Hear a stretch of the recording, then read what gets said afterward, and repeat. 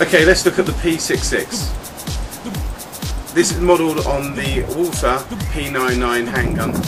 It's full metal. The only part of the whole gun that is plastic is the magazine. The magazine's quite smart. I'll show you how that works shortly. Even the safety is metal. The release for the magazine, that's also metal.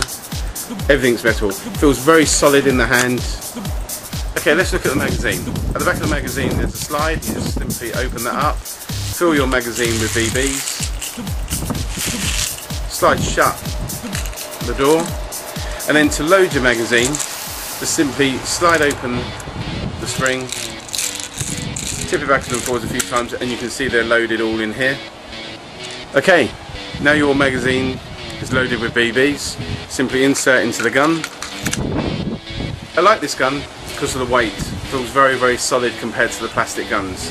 However, it takes quite a lot of pressure to push back. Once you push back to set the gun, it releases quite a lot of power. Fire off 5 shots. 1, 2, 3, 4.